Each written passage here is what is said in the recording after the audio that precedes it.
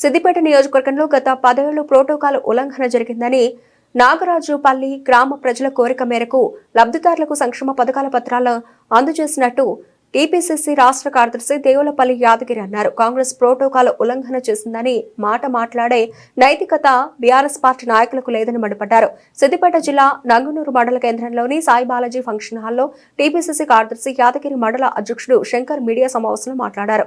ఈ భారతదేశ చరిత్రలో కాంగ్రెస్ పార్టీ 140 సంవత్సరాల చరిత్రలో బలహీన వర్గాలకు పెద్దపీట వేసింది.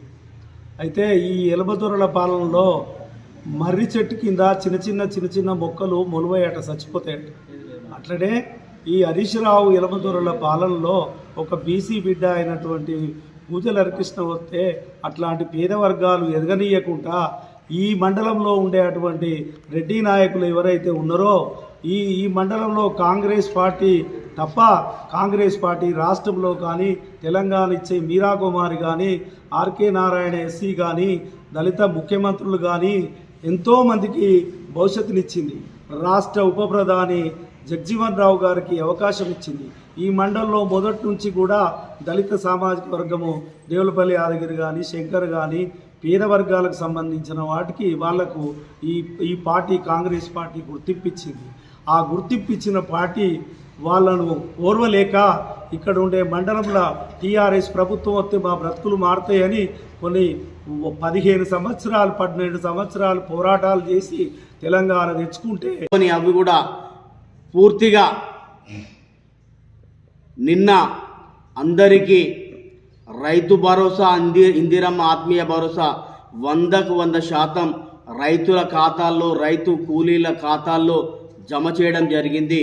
మరి ఈ సందర్భంగా తెలంగాణ రాష్ట్ర ప్రభుత్వం కాంగ్రెస్ ప్రభుత్వం ముఖ్యమంత్రి రేవంత్ రెడ్డి గారికి మరి సిద్దిపేట నియోజకవర్గం నంగునూరు మండలం ప్రజల పక్షాన కాంగ్రెస్ పార్టీ పక్షాన కార్యకర్తల పక్షాన మరి వారికి కృతజ్ఞతలు తెలియజేస్తా ఉన్నాం.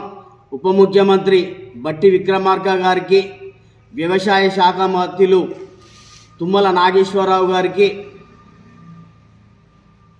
ఇందిరమ్మ ఇండ్లు హౌసింగ్ కార్పొరేషన్ మంత్రి శ్రీనివాస్ రెడ్డి గారికి మరి ప్రజల తరపున పార్టీ కార్యకర్తల తరపున కృతజ్ఞతలు ధన్యవాదాలు తెలియజేస్తూ ఉన్నాం. మరి ఇంత మంచి కార్యక్రమాన్ని ప్రజాప్రభుత్వమైన కాంగ్రెస్ ప్రభుత్వం ముఖ్యమంత్రి రేవంత్ రెడ్డి గారు సహచర మంత్రి వర్గం మొత్తం కూర్చొని 100% పథకాలు అమలు చేయాలని ఒక నిర్ణయాన్ని తీసుకొని మొదటగా ఒక గ్రామాన్ని ఎంచుకొని ఆ గ్రామానికి పూర్తి స్థాయిలో పథకాలు అందిస్తే ఆ పథకాల్లో ఉండే అయ్యా కలెక్టర్ గారికి ఇచ్చిరు మీరు, కానీ కొందరు హరీష్ రావు శంషాగాళ్ళు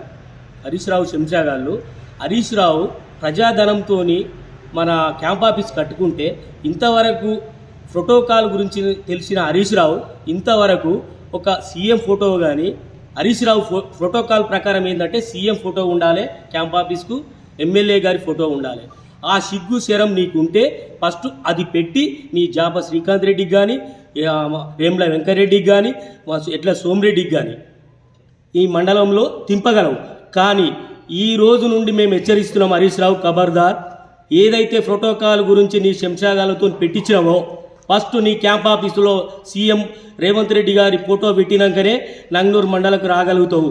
కానీ ఆ ఎడల వచ్చినవనుకో నీ మీద కోడిగుడ్లతోని టమాటాలతోని దాడి చేస్తామని హెచ్చరిస్తున్నాం. జై కాంగ్రెస్.